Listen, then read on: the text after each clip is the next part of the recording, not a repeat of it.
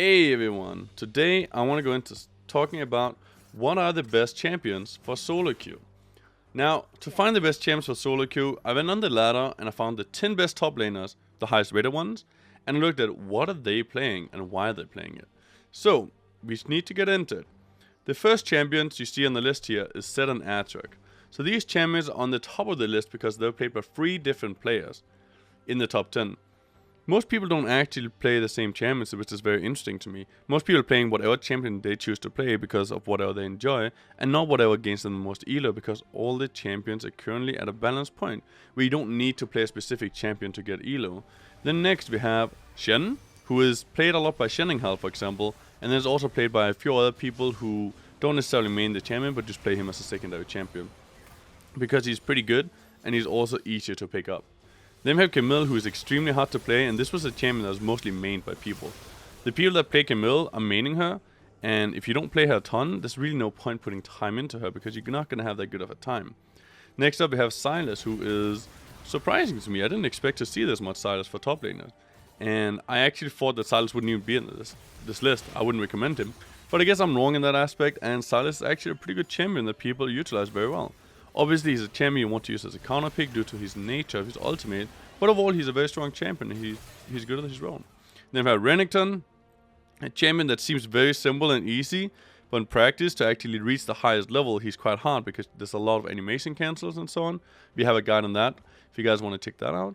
I'm not surprised seeing Renekton. I thought I'd see more of him because he's a very popular champion in high elo. I see a lot of people playing him. But apparently he doesn't do as well as I expected because there's so many people playing him, but he's not exceptional at the top 10. Next up we have Riven, who is a champion I expected more of. Currently the number 1 ranked top lane in Europe, Ruven, is a Riven main, and he exclusively plays Riven. Now, Riven is obviously a really good champion if you can play it to the max.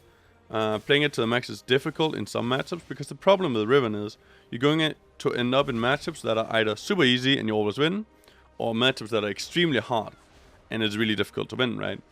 Now, if you're going to one-trick Riven and only play Riven and still manage to get to the top of the ladder, that's extremely impressive. Next up we have Aurelia. I didn't expect her, to be honest. I think Aurelia is pretty bad right now, but apparently if you're really good, you can make her work and people will be able to pick up and get her to the top 10. Now, Aurelia is a champion you don't want to first pick, and she's overall weak in some matchups, so you need to be very careful about when you pick her. But if you do find the right situations, you can make it work, as shown by here. Now we get to Jax, who is one of the champs I play. I love Jax. I think Jax is amazing. I expected to see more Jax, and I think Jax is actually underrepresented. He is very, very good, and you can play Jax.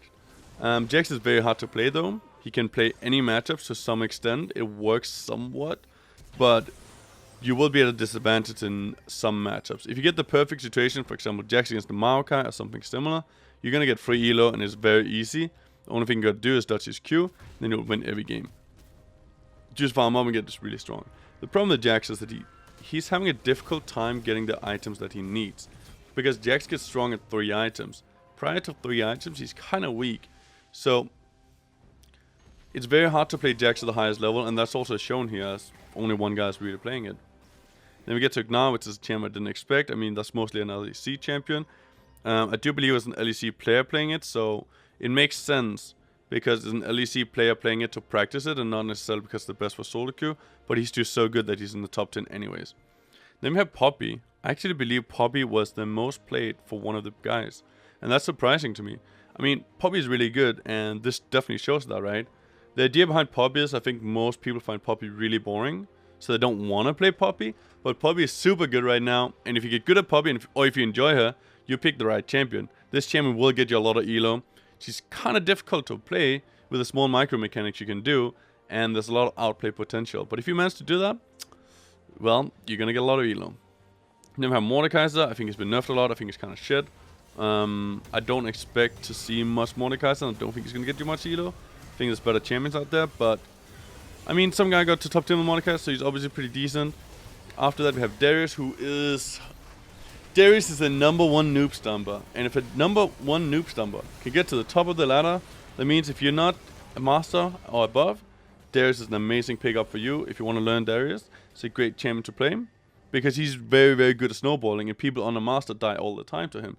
So that's definitely a champ you want to learn to pick up. If you do choose to pick him up, learn your damage combos and learn when you can start running people down. And then just abuse him, because there needs kills. So you need to know all the opportunities that you can get. Next up we have Cho'Gath.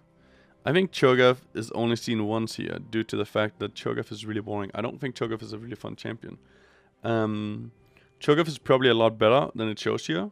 And he's probably one of the best top laners right now. But people just don't like playing him. And I think that's the only reason he's not valued that much. I think he's one of the underrated top laners that are actually a beast. But most people just don't want to play him. Then we have Tryndamere, another noob stomper who's going to split push all day and just be a monster. Tryndamere is, despite popular belief, one of the hardest champs to play in my opinion, due to needing to know all the micro mechanics, and he's very, very hard to play to the max level. I honestly don't suggest people to play Tryndamere. I know a lot of other people do that, and I think it's silly. Tryndamere is not a champ you want to play if you want to get elo, and it's not the greatest champion for you, trust me. Same with Jace, which we have next. Jace is going to be the same as Tryndamere. You don't want to play him. He's too hard to play to make it work. Jace is fine as a champion, but he gets outscaled, and the problem in low elos especially is that it's Clown Fiestas. Let's be honest. You guys play Clown Fiesta games where Jace is just not going to be that good. Then we have Malphite, who is a counter pick. I think Malphite's amazing, but don't have him as a main champion. It's a secondary champion only.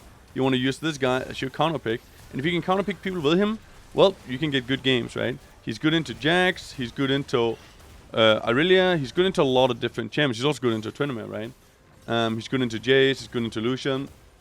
We can keep going.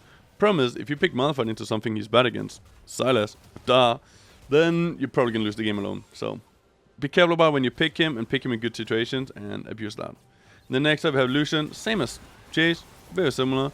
Both champions are all about snowballing, and then you become fucking useless. So not a champion for...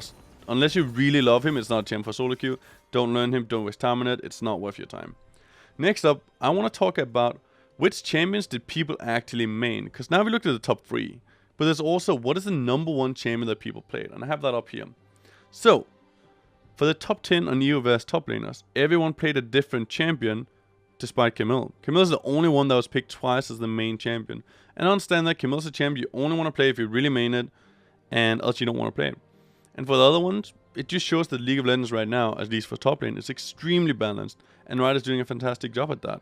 And if you're not getting elo, you can't blame your champion pool. You can't blame the champions you play. Unless you play some stupid shit like a Mumatop, then you don't get that card. And we just gotta focus on improving. I'm gonna do the same.